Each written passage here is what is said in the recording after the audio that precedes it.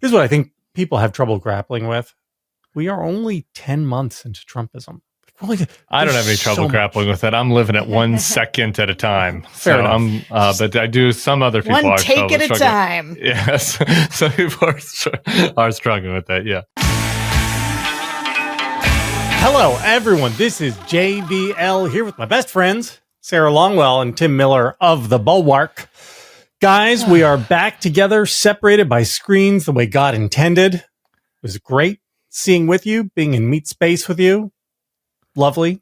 So Thanks. Nice. Let's do that again. We got able to hang out afterwards, but you had to get back home. You had to put the kids to bed. You were just right around the corner from your house in New York. Yep. And you were heading out to where? I behaved. I went to Nobu with a friend. Nobu. I got fancy. I got shishi.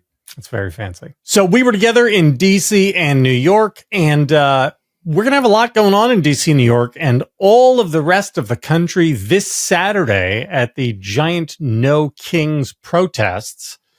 And we've got a little bit of a propaganda war going on about it, because on the one hand, you have the people who are preparing to go out in all of their best frog costumes and their little inflatable animal things, and not Pepe the Frog, just to be clear. We're taking back the frog for the pro-liberal democracy. This is a real know your meme moment. Yeah. Could we reclaim Pepe? We're reclaiming the frog. Okay. And at the same time, you have Speaker of the House Majority Whip, the Secretary of Transportation, going out and saying that these protests are Antifa, which is kind of a big deal because the president just signed an executive order saying that Antifa is a domestic terrorist organization. And so if true that these protests are going to be run by and featuring Antifa, which is a domestic terrorist organization, like if it was ISIS, if somebody said these protests are going to be done by ISIS or Al-Qaeda, then I would assume that law enforcement would be there to arrest every single person showing up to them. Well, and some of them said terrorists. I forget who it was. Was it Emmer or Duffy? They're all blended together. But Johnson, one of them literally used the word terrorist. I believe that was Emmer. That was Emmer. So, I guess we don't have to take this seriously in the sense of, like, they don't really mean that these things are Antifa, because if they did, then they would be doing something. But we should kind of take it seriously as a propaganda effort. No? Yeah, I think that we should take it seriously insofar as it means that they're really nervous about these events. They think Americans are taking it seriously. You just said it's going to be a giant thing. We don't know that until everybody turns out. But I do suspect, based on sort of the pent-up desire for people and just my own social circles, like I know people who are training in, I'm getting texts about it. Lots of people are going. Obviously we're hearing from our listeners. I'm going. And so I think that their rhetoric is a reflection of how nervous they are about seeing a really big pushback to Donald Trump, and they're trying to frame it in a certain way up front. Although I suspect, and one of the things I like about No Kings, if you look at something like the LA protests around ICE, or some of them, they're spontaneously driven by kind of a raw, angry emotion. And that's fine, but that's where you end up setting Waymos on fire.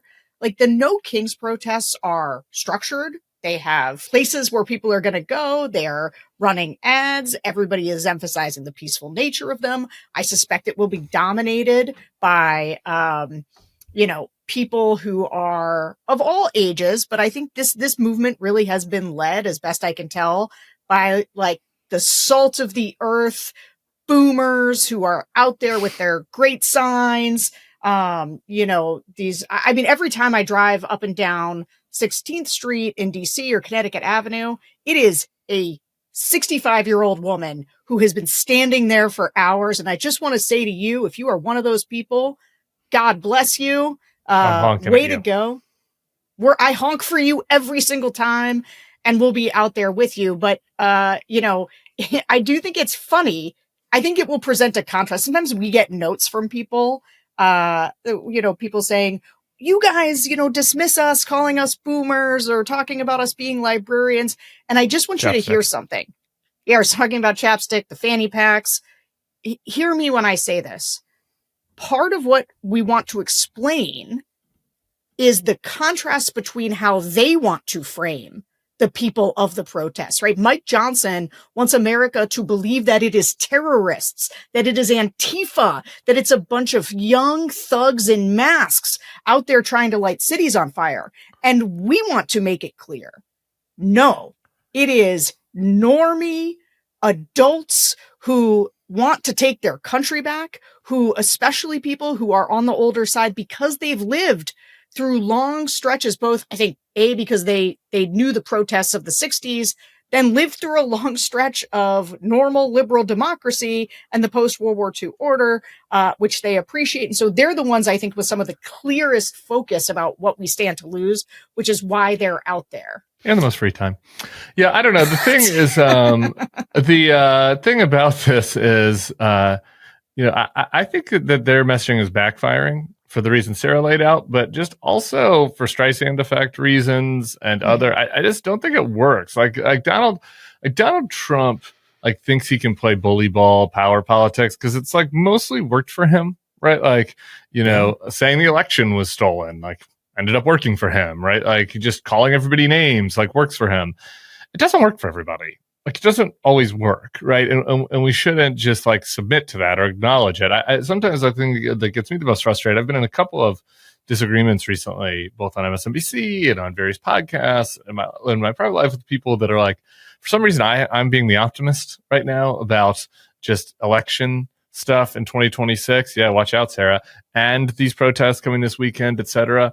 And it's because like, I think that there's a backlash effect to this stuff, right? And I think that there are, and I reject kind of the element of, we're a dictatorship now. It's like, no, like he's trying, but like now is the moment to fight it, right? And that's why I think the protests are important on Saturday. That's why I think that electoral politics, which we're going to talk about a little bit, is going to be important next November. And this November, I guess, with these governor's races, and I think that their strategy just isn't landing this time, and I think that what they're really doing is engaging more people than would have been engaged otherwise, and I think that there is a counter, kind of world where they pretend like the No Kings protests aren't happening.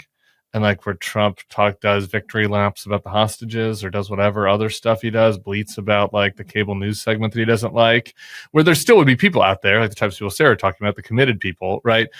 But maybe it becomes a little bit more of a blip. And I kind of think the way they've handled this is going to backfire in this instance. Obviously, I think there are other ways in which their bullying power politics is working. Yeah, I mean it's hard for me because I am dispositionally not a protest guy. In the same way that I am not a fellowship guy. Same. Or, like when I hear churches talk about fellowship, I'm like, where's the exit? I don't know. That's not why I come to church. I don't even really like shaking hands during sign of peace, Tim. That was always a little bit too much for me. I do, because I kind of started spacing out before that, and it's nice for me to kind of touch another human and remind that I'm still here on earth. But do not care for the sign of peace. Sometimes the clammy hands are a little bit too much human contact. I always dreaded this part, having to hold hands, not shake hands, but when they would make you hold hands. Yeah, the clammy hands, tough. Ew.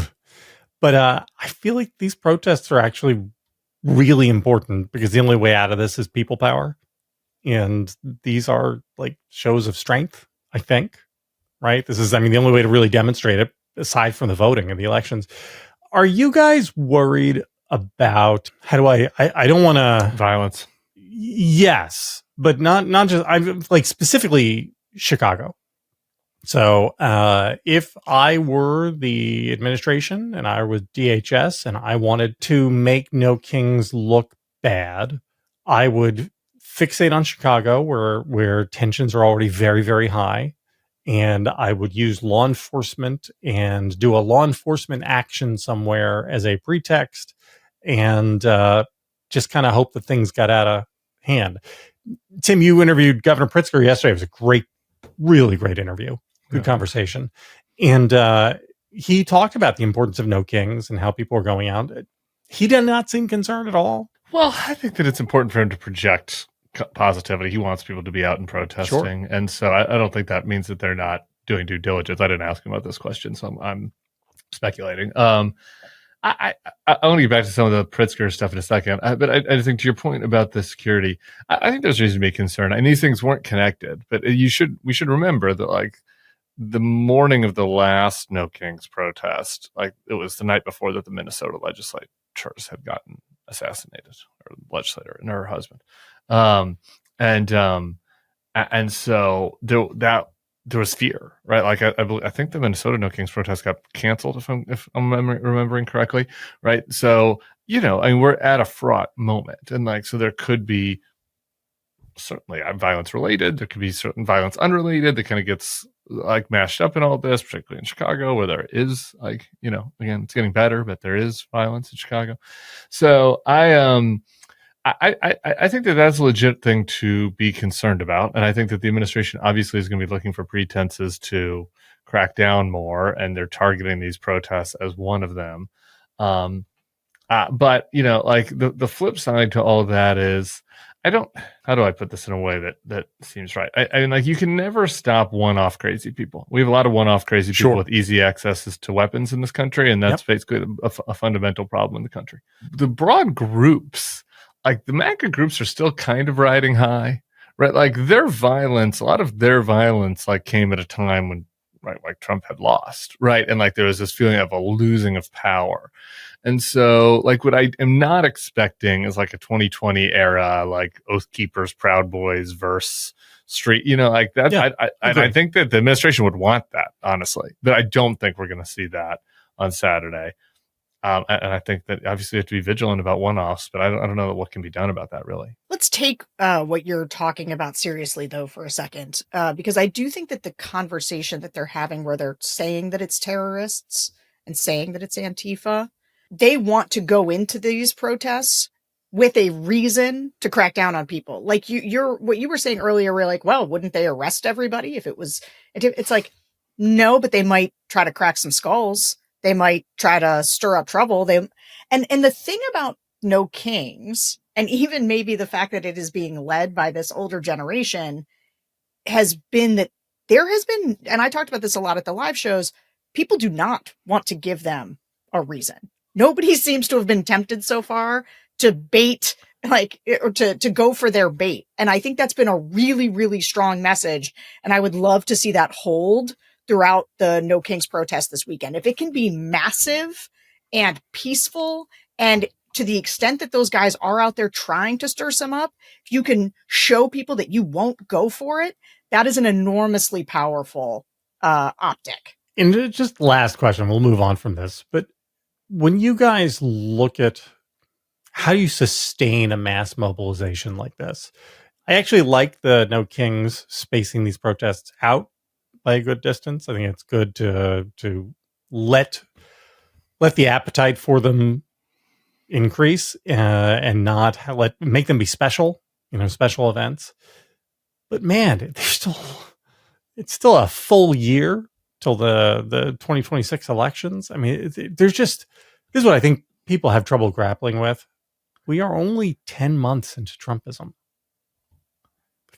I don't have any trouble grappling with it. I'm living it 1 second at a time. Fair enough. But I do. Some other people one are take at a time. Yes, some people are struggling with that. Yeah. What's interesting to me about the No Kings that's different, right? That one of the reasons that like the corporate media and all of these companies, they cave is because they believe there's no energy left on the anti-Trump side, right? They believe the culture and the energy is with Trump. Him winning the popular vote was a huge psychological turning point for the country.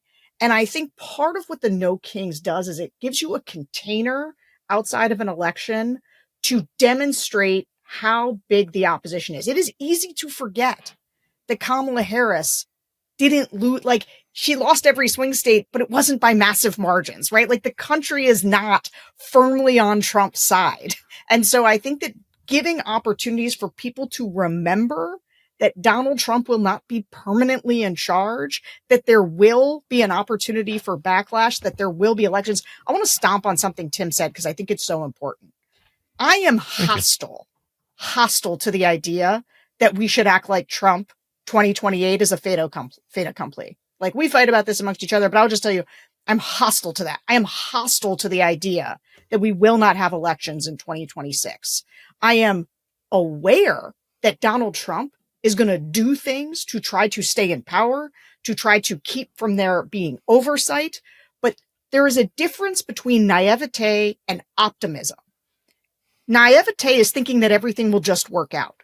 Optimism is understanding that people have agency and can make choices and that there is opportunity to win, right? And I think when you take that away from people, you leave them with a kind of nihilism that says, well, it's all over. But I really agree with this idea that we are in the middle of a fight, and the No Kings protests is a important battle in that fight to demonstrate public opposition to Trump. I just want to yes and that, because again, sometimes the like word authoritarianism kind of flattens everything, right? And like, you know, for some people it's hard to like distinguish like what is the difference between Hungary and Russia, etc. And it's like you can get to a point of authoritarianism where there is kind of no point in having or like nihilism is the smart move, right? Because it's like it is over basically, right? At least for a period of time, and especially as a regular citizen, it's like why, you know, engage, you know, why like find other areas of life, like you see this in Russia and in other societies, right? And it's like we're not there, and by acting as if it's a fait accompli, it makes people act like we're there already, and that's the part that I'm particularly, you know, hostile to. All right. So what you guys are talking about is essentially information warfare, which brings us to, I want to talk about Kristi Noem. The federal government is now spending more money on political ads than anyone else in the country. I think this is new. I don't think I remember the Obama administration, the George W. Bush administration, the Clinton administration, the Reagan administration. I don't believe I remember them just going up with propaganda, buying airtime to run propaganda ads on television. And yet here we are. Sarah? There was see something, say something. It's a little different. It's more of like a PSA. I feel like DHS did a few things, like with the red and the orange. They did, I mean, nothing like this, but there were a few little, weren't they like PSAs winks, though? I think. I mean, that wasn't really like, you know, I don't know. You guys tell me. This is absolutely different. I agree it's different. I'm just saying it's not unprecedented. That's all. Let me tell you. Okay. Go ahead. No. This to me is a real political innovation on their part that I have got to think is illegal if anybody cared about these laws anymore. I can't like walk you through all of the Hatch Act violations, but the idea that like, they used to have to walk out of the White House. Like if you were on the White House's team, but you know, you were running for re-election, if you were doing something campaign related, you'd have to go and like leave the grounds. And so there was all this performative stuff they did to make sure that they weren't in violation of these rules. Now, listen, here's what's different. This is your taxpayer dollars, my taxpayer dollars, 51 million of our taxpayer dollars at a time when they are demanding, they're riffing people left and right. They're getting rid of all of these jobs. They won't help, babies dying of AIDS in Africa anymore. We've just shut down USAID, but we've got $51 million for Kristi Noem to raise her brand awareness and ID in thanking Donald Trump for securing the border. Okay. This is political propaganda that your taxpayers are funding. It should not be legal. It should not be done. What Tim is talking about, look, there were like Obama, for example. I was trying to think about what would an equivalent have been. So Obama, during the ACA rollout, there was some PSA and advertising like promoting Obamacare. Like, here's how you use it. Here's how you get on it. Okay. That is different. And Republicans complained about this at the time. There was anger about this at the time. Okay. Yeah. But even then they weren't saying, thank you, Barack Obama, for giving, 50 million people healthcare. That's not what it was. It was like, here's the tools to use this program from the government, which the see something, say something was in the wake of 9/11, where it was like, if you see something scary getting onto a plane or a train or whatever, point that out. Now you can say that those are cute. Like there have been ways for a long time of people to use different kinds of funds for political purposes that stay on the right side of the law. Franked mail. Do you know about franked mail? This is a big congressional scam that's been going on forever, where like in Congress can send certain types of letters without postage if it's official business. So like you would send a mail to everybody, and like the other side would have to send a campaign mail. You would send mail that was like, "We did a great job. Have you noticed the new park that just came in your neighborhood? Like Congressman so and so did that," and it's like that was an official update. Anyway. So there have been things such as this before. Yeah, it's not. I would just say the scale of it, Sure. and part of it is because Kristi Noem was doing this in South Dakota. Like I went back and looked. Kristi Noem put her face on the side of a NASCAR car, like a race car, in the state as part of getting the word out. Yeah, but she also did weird dental things. She did. They were doing Fox News. She was running Fox News ads about South Dakota and how they're standing with Mr. Trump, like on primetime Fox, using South Dakota taxpayer dollars when she was governor. That is straight boosting her own name ID, brand awareness, using taxpayer dollars. And it would be like, just in the context of Doge, in the context of cuts, it is especially abhorrent. This has me really hot for whatever reason. Especially because I'm glad you're hot. They dole out the contracts. They do snap contracts because acting like there's some kind of an emergency, and give all this money to their buddies in Republican world to do these massive ad buys. Anyway, sorry, Tim. You go. No, it's good. And Corey Lewandowski, her maybe lover, maybe not. Who knows? I mean, they were texting under the table at the Benihana while Corey Lewandowski was drunk and harassing another woman. But he's in charge of all that also. So he's like directing the money to like pals, and it's like it's unimaginably swampy. The amount of money that's sloshing around, and this is the point that pisses me off. Like I was joking about how yes, government has done stuff like this before. The scale of it is huge. The two other things that are very different for me. I mean, the ads are grotesque. Like just like the dehumanizing way they talk about immigrants and the way that they treat people in these ads, and just like it's very icky. Like just the actual contents of the ads are very icky in a way that this other stuff wasn't. But like the swampiness, like the amount of money that has been allocated to ICE. I know we talk about this, but it is hard for people to wrap their mind around the fact that ISIS could have more money than the Israeli military.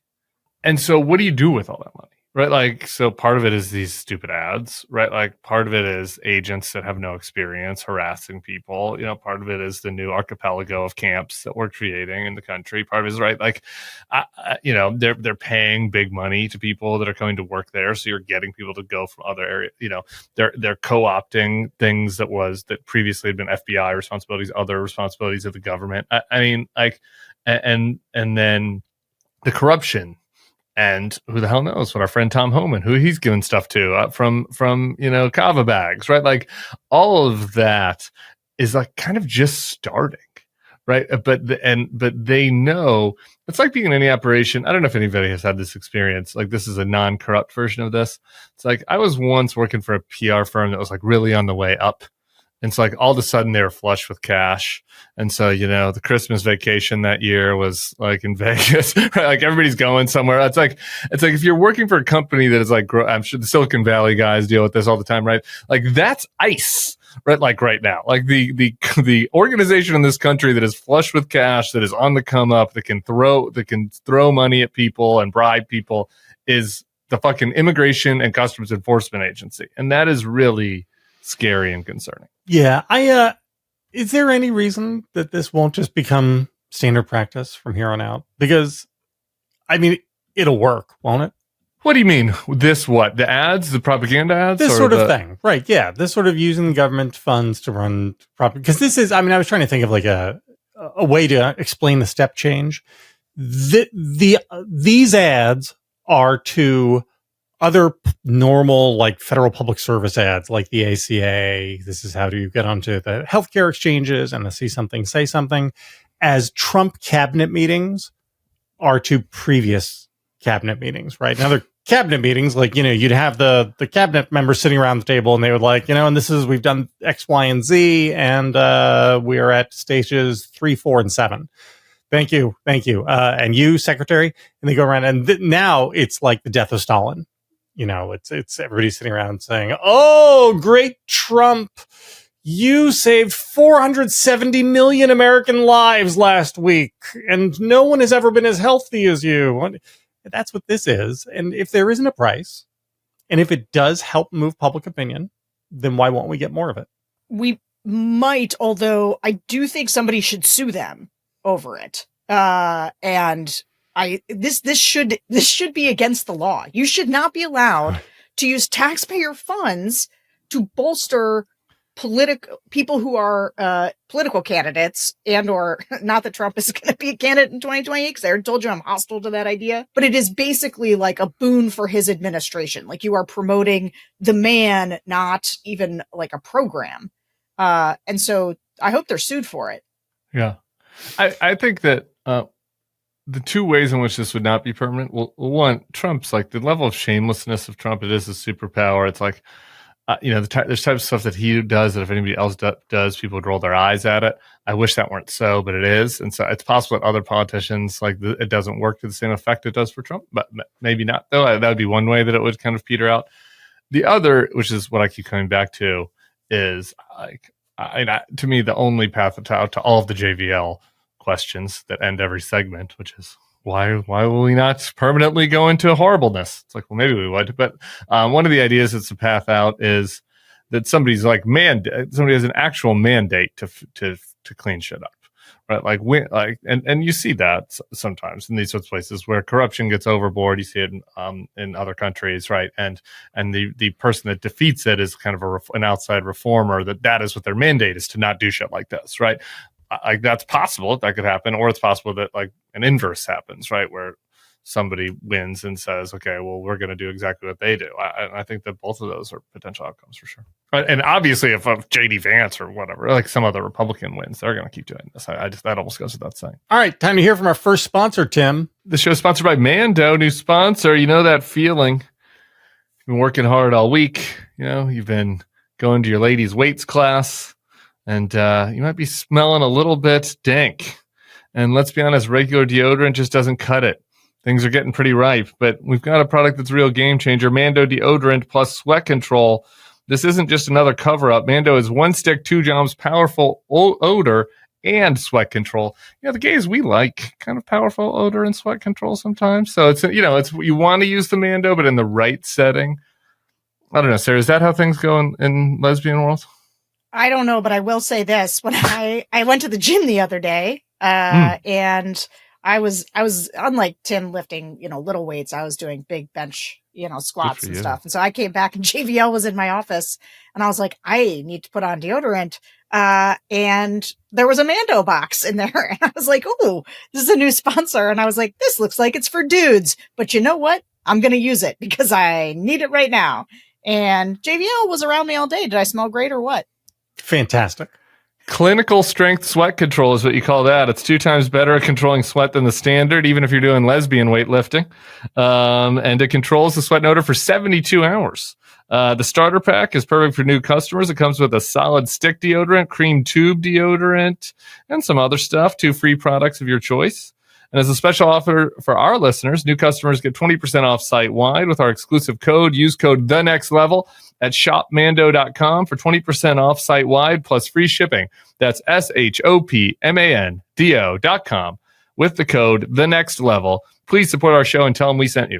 So a big story in Politico yesterday about a bunch of young Republicans who had their Telegram chats, something like. And let me guess, what were they talking about? How much they secretly don't like Trump and how they like free markets and free people. A lot of it was about marginal tax rates. It was very policy in depth, very wonky. Lots of talk about healthcare exchanges and interstate insurance rates and how they could do things. Infrastructure, also very, very concerned about infrastructure and government spending.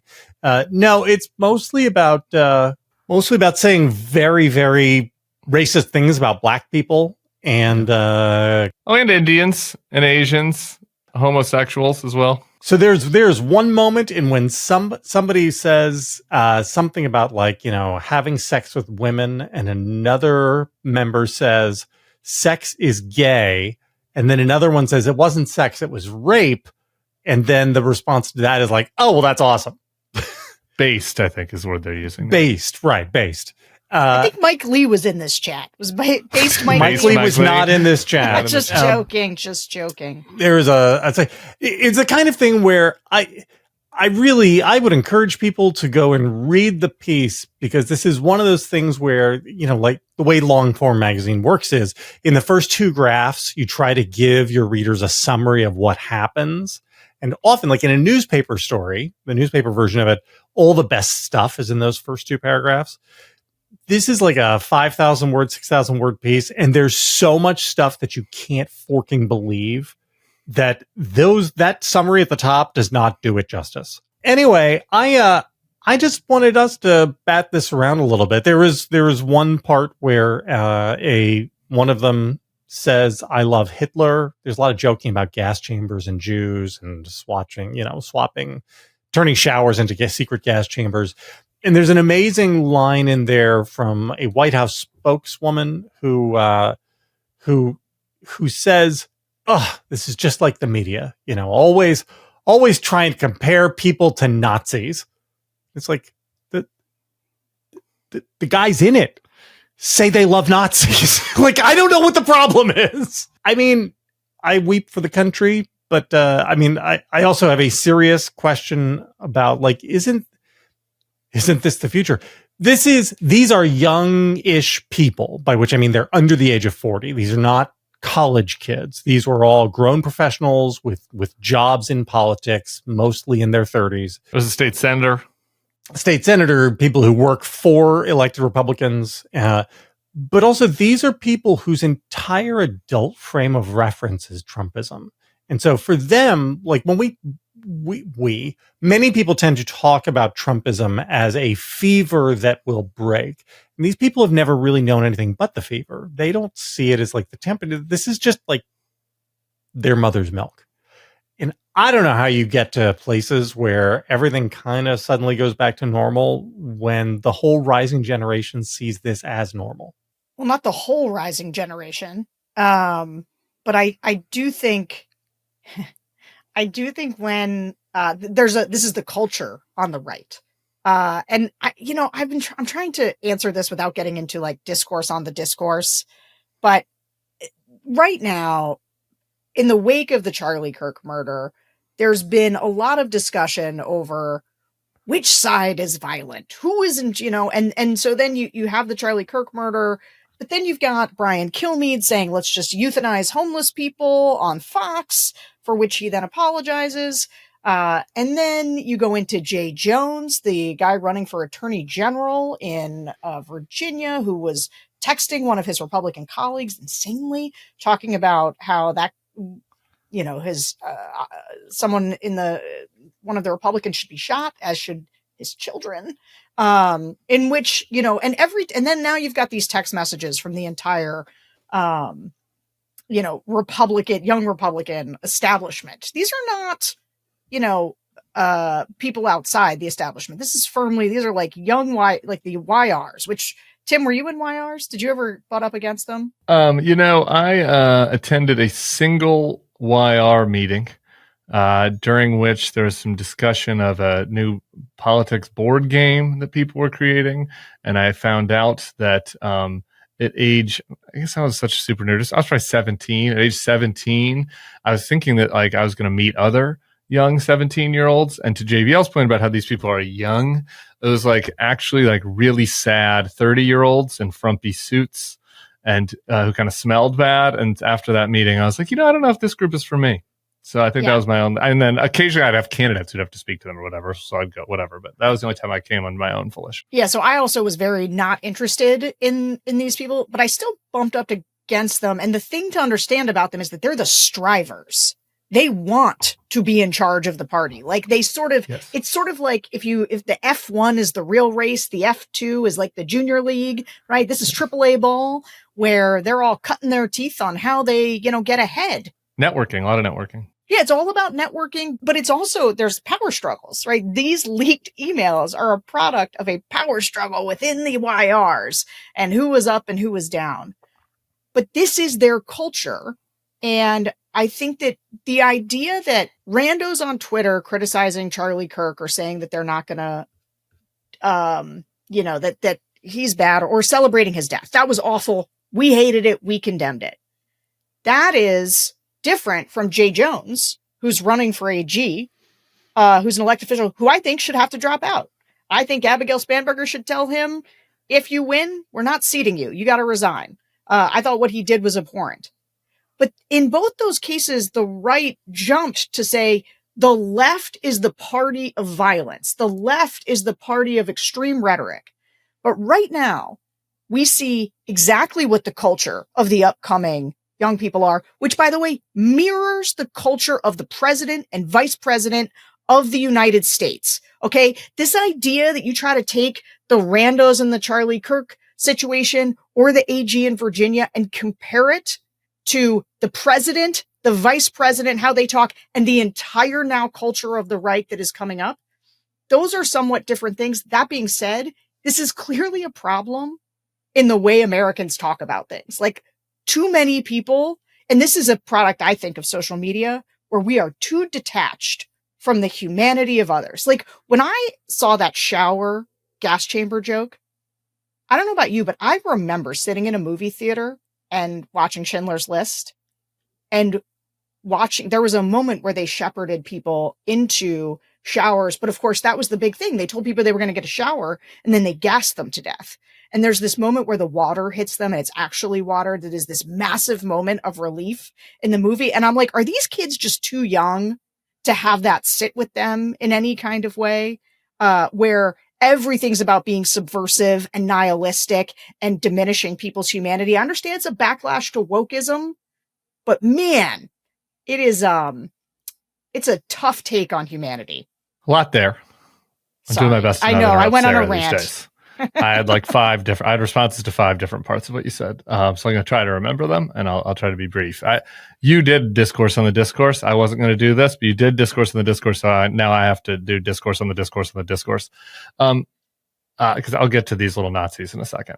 But like, it wasn't really randos on Twitter, actually, only that was saying really nasty things about Charlie Kirk. Like, there was a lot of people on the left that were saying nasty things about Charlie Kirk after he died. And when those of us that spoke out about that, people got really mad at us and we're like, don't lecture them. And I only bring this up just to say, like, this did spiral out of control on the right. Like, we did see this coming for a long time. And a culture was created on the right where people not only accepted it, but encouraged people that were being their nastiest and worst selves, up to and including the now president of the United States. And it is incumbent on people to self-police their own side to prevent this from happening, or can spiral out of control. There's nothing like inherently beautiful about believing in big government versus small government that makes you less susceptible to being attracted to tribal violent thinking. And so I think that some people on the left think that there is, and you've seen very violent political movements, as JVL wrote, I think very well earlier this week, coming from basically every ideology imaginable. So like, it is incumbent among people to resist it with a no side. I was not accusing. I know you agree with me on this, Sarah. I do agree with you on it. I only meant I'm trying to distinguish between elected Democratic officials, right, who were sort of uniformly behaved appropriately, which I appreciated. And the elected, and to the funny part, well, you get to the elected Democratic officials. The Jay Jones thing is funny because Andrew Egger pointed this out on Twitter, which I thought was funny. J.D. Vance posted, our vice president, about the young Nazis. To your point about vice signaling and bad incentives within an organization and coalition. The vice president of the United States posted saying, bunch of college kids, boys will be boys. And he said the real problem is Jay Jones, who's an actual elected official, saying what he said. And Egger points out, he's like, Jay Jones was in the state legislature when he sent those texts. There's a state senator on these texts. It's like the same. It's the same. I like that. Like Jay Jones almost is the same age as them. Yeah, and he's 36. They're like 32. Right? Yeah, it's a parallel thing. Yeah. So it's bad. It's bad. And so like that, it's important to say to your point also, Sarah, about the YRs and who these people are. It's not like random grassroots people. It's the head of the New York YRs, the person who allegedly leaked this, Gavin Wax. I got to know pretty well because I was kind of down the path on doing kind of a long form thing on young MAGA that just never came to fruition. And so I was spending a lot of time with the young MAGAs for a little while. And like Gavin Wax, who was like in the power struggle with the guy that's doing the monkey jokes and all the horrible, nasty jokes, is like now a very senior person at the State Department, right? And it's like had he lost the power struggle to the other guy, that guy could, you know what I mean? Like these are people that are now and on the way to becoming very prominent. And to me, that is like the deeply alarming part about all this. Back to your original question, JVL, about where this is headed. Like again, it wasn't as if there weren't racist jokes in young Republican groups in 1996 or 1976. Like there were, obviously, like there's an element of this always, but like the culture of like encouraging it and almost like if you don't participate, that means you're the bad one. It's a sign of weakness, right? The culture of drawing people into this based on that, right? Like that they're like that the thing that they're leading with on the front of the pamphlet is like, we hate Mexicans and we're going to make nasty, cruel, racist jokes. And like, we, believe in America first and white Christian nationalism or whatever. Like that being the first page of the pamphlet versus, like the first page of the pamphlet being free markets and free people. And like, we also have some people here that write in the letters to the editor that's write that stuff. Like, that's not good either. Like, you know what I mean? But like, It's difference. It is a huge difference. And when you look at poll numbers, the 18 to 34 MAGAs have much more radical views on cultural and race issues than the 60 to 75 MAGAs. And that is just reality and where we're going. Am I right in concluding that in our best case scenario, Trumpism, not Donald Trump, but Trumpism remains the dominant strain of Republican politics for at least the next 7 years?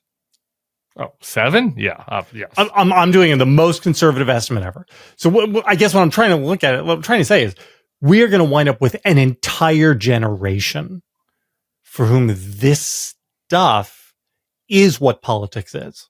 Yes. That's great. Sarah, want to talk to us about Quince? This show is sponsored by Quince. Cooler days call for layers that last, and Quince is my go-to for quality essentials that feel cozy, look refined, and won't blow your budget. Think $50 Mongolian cashmere, premium denim that fits like a dream, and luxe outerwear you'll wear year after year. These are the pieces that turn into your fall uniform, and I love a fall uniform. You may be wondering, what kind of uniform? Are you on a sports team, Sarah? Yes, the fall is the Super Bowl for lesbians. I'm getting one of their wool coats. They look designer level, but cost a fraction of the price, and the quality, honestly, just as good, if not better. Because Quince partners with top-tier ethical factories and cuts out the middlemen. They deliver luxury quality pieces at half the price of similar brands. It's the kind of wardrobe upgrade that feels smart, stylish, and effortless. And if you know my style, you know I like effortless. Find your fall staples at Quince. Go to quince.com/thenextlevel for free shipping on your order and 365-day returns. Now available in Canada too, which is awesome. We love Canada. That's QUINCE.com/thenextlevel to get free shipping and 365-day returns.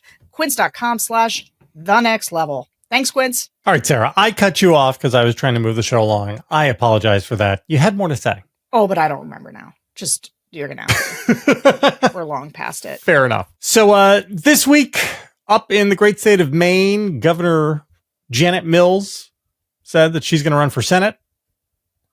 Somebody else who's in the challenging Susan Collins, somebody else who had already declared, then backed out. Mills is 77 right now. Says she would only serve one term. She'd be the oldest freshman senator in history. Our colleague Lauren Egan has a great piece coming out later this week. She went up to Maine and sat down with Graham Plattner, who is the oysterman. Is that a thing? Are you an oysterman? Who is Sure. already in the race and is kind of like Bernie in the sheets, Fetterman in the streets. Can I say that? Yeah, because it's actually as well put, because I'm not sure people know. Well, we'll get to it. Keep going. I have so many questions about Democrats and whether like this is the sensible thing to do or the not sensible thing to do. And Sarah, I sense that you have a great many thoughts on this. I do, but I'll just give you the top line so that I don't go on as long as I did last time. Which is, you can go on as long as you want. I'm just, It's your show. I was just saying that I kept being like, ooh, I need to say another thing on that, but I'm not going to interrupt. And then you said another thing. I was like, ooh, I have something to say on that.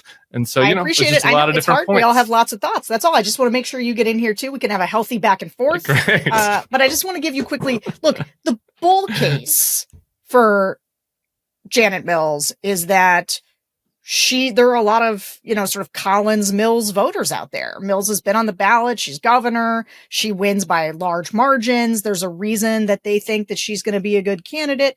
And I would say the bear case on Plattner is that he's super untested. I'm not objecting to his progressivism, or he's an untested candidate, kind of out of nowhere. And he could have all kinds of crazy things in his past. And so I think my main take is Pun intended. Pun intended. Pun intended. Good. My main take is Democratic primary good.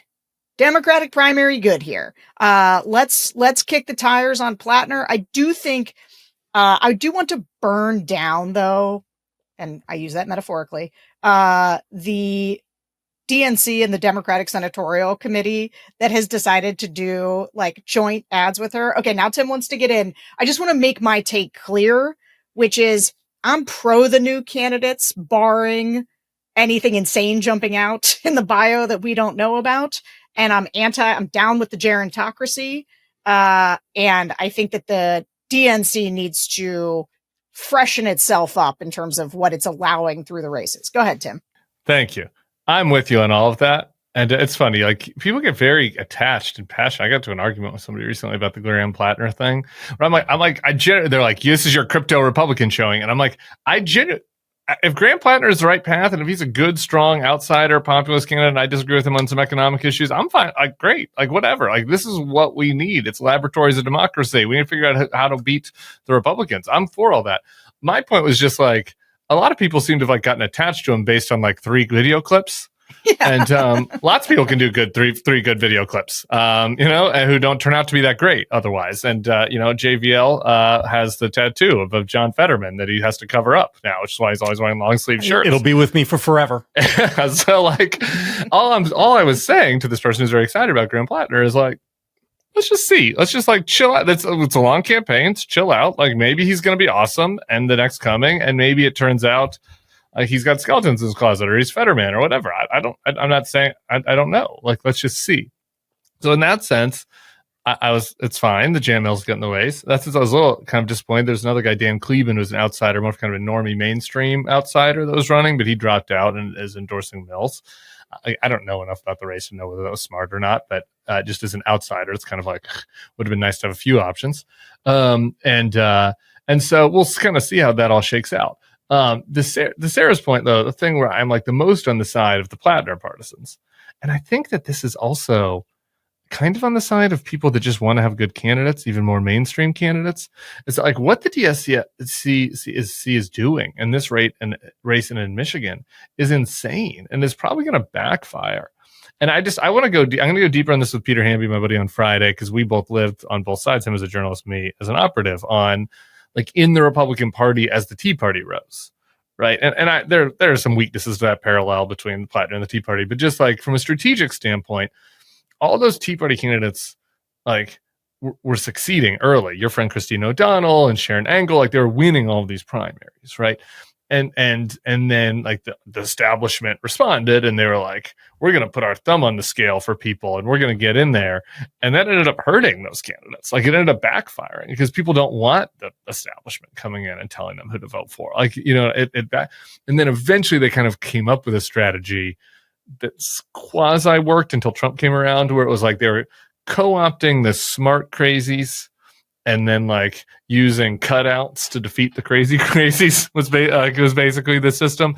And so like, I'm for strategically, if you're the Democrats, trying to make sure you're backing the best candidates, but like to just at the beginning of the race, in Michigan, like picking Haley Stevens, and in Maine picking Janet Mills, like when both of them have their own issues, including one of them being the oldest possible first-term senator ever, and Stevens is not exactly the most dynamic candidate, it's like, what are you doing?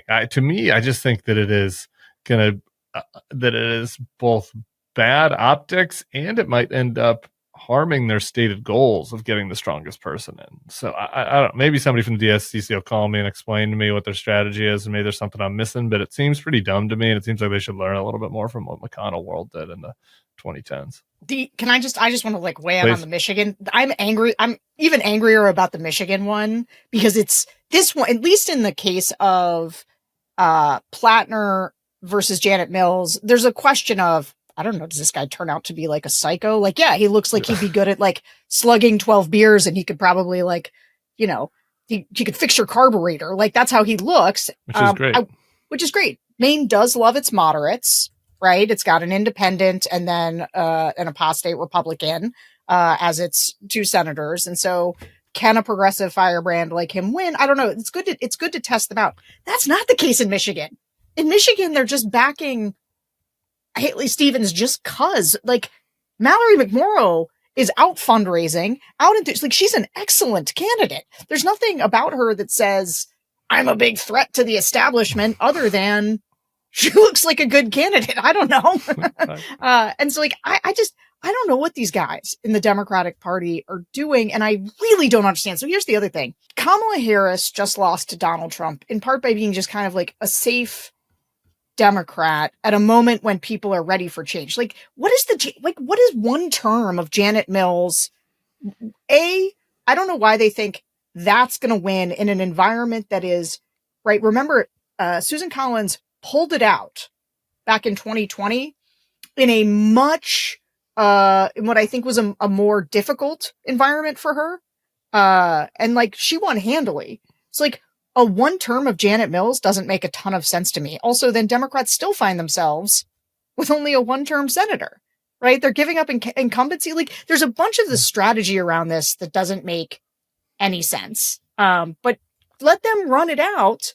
Let him cut his teeth in a real race against somebody meaningful, and let whoever wins fine.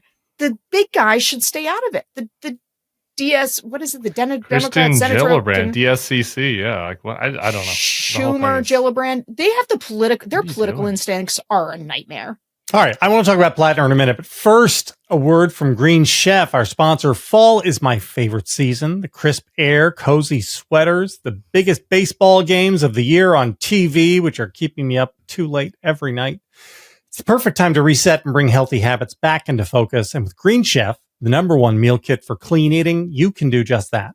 Green Chef makes it easy to spend less time in the kitchen and more time enjoying fall.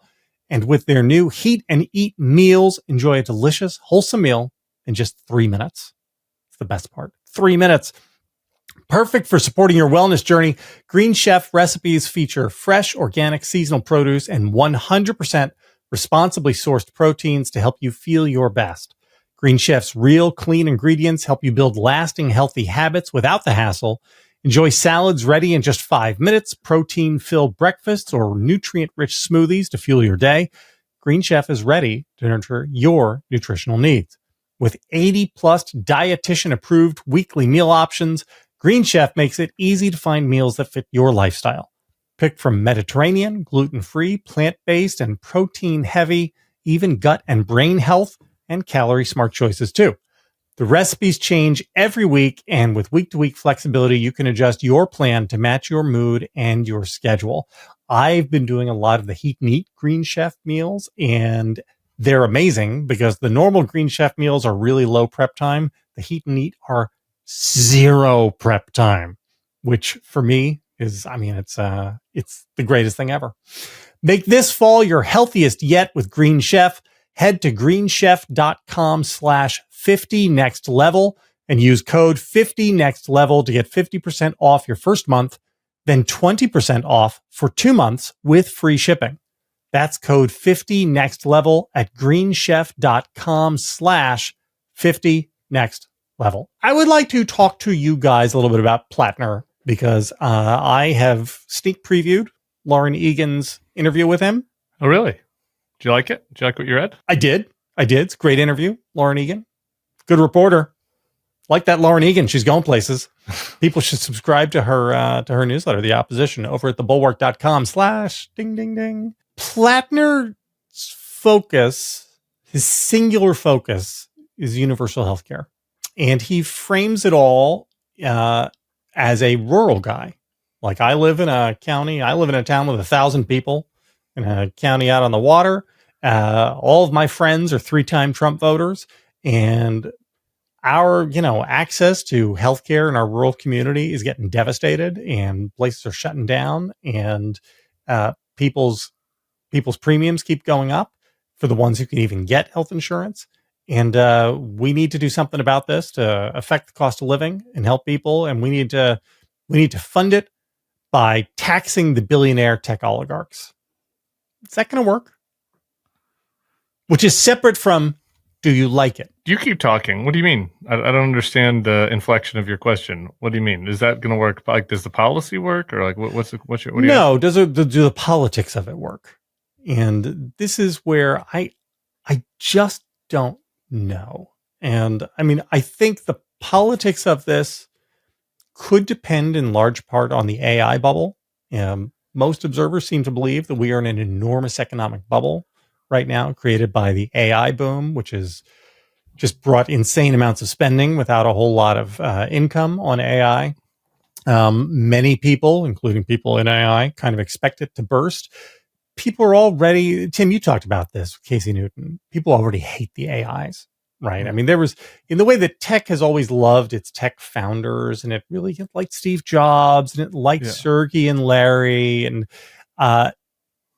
people don't like AI. Yeah, like on its launch, MySpace, Facebook, like going all the way back, the iPhone, MySpace, the iPod, Facebook, like on their launch, they all had like 90% approval ratings. So it was like 10% of Luddite opposition at all times. And it's like, it's much more a mixed bag, with AI starting from a much lower baseline of support. So if the AI bubble bursts and it pulls the broader economy into recession with it, I think that talking about the AI tech oligarchs is going to be a very politically appealing message.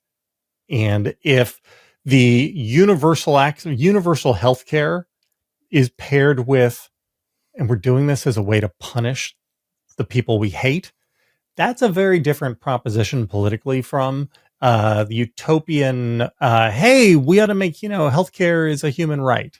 Yeah, we're gonna get right? Because that feels like hippie talk. You don't think are working hard enough, yeah. Whereas we're gonna fuck these AI nerds who made hundreds of billions of dollars off of us, and I guess with that money we'll do better healthcare. I think that can appeal to a wider swath, but who knows? I don't know. I think it's interesting.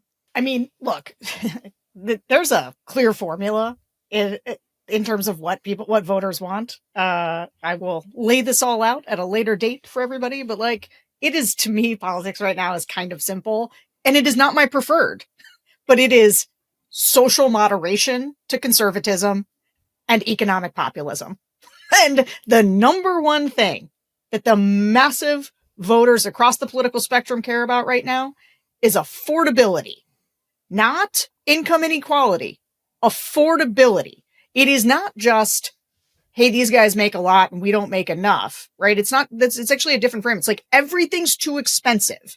And what I like about Plattner's onto something here. He's decided what voters mean is they mean healthcare's too expensive.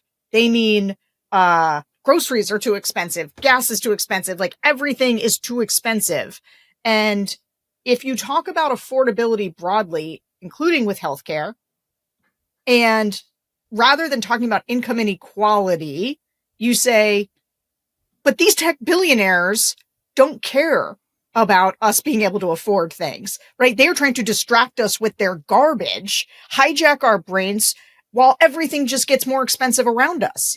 Because I agree, creating a certain, I think these guys, including energy, very directly. Actually, there's a direct energy tie prices. between That's right. electricity prices. Yeah, and so I think that you don't want it to get narrow. I think that Democrats needed to widen this aperture around affordability broadly, and I think that's a good message for them. I think that's a politically salient one for them. My short answer, JBL, is I don't know. I think it could work. I don't know, though. I think it's more likely to be able to work in Maine for some reasons that are distinct to Maine. And it's important to remember that Maine's a pretty weird state. I mean, it's a state Super that Kamala Harris won, and that is also very white, and that is also very blue collar. Like, there just like isn't. So I do worry a little bit about like people taking, if like, I think Plattner totally could win. I think maybe he's totally the right candidate for Maine. Maybe. I don't want then everybody to be like, oh, we need to do exactly this campaign everywhere, because like I think Plattner, if you listen to him, is like pretty socially liberal and like pretty astute in like a lot of the social justice language that I think is not going to fly as much down in my neck of the woods, or even, Ohio, some of these other places the Democrats seem to win. But that said, I agree. I agree with basically everything Sarah said. I do think the main thing is a little unique. It's the future socialist. I mean, aren't we in socialism?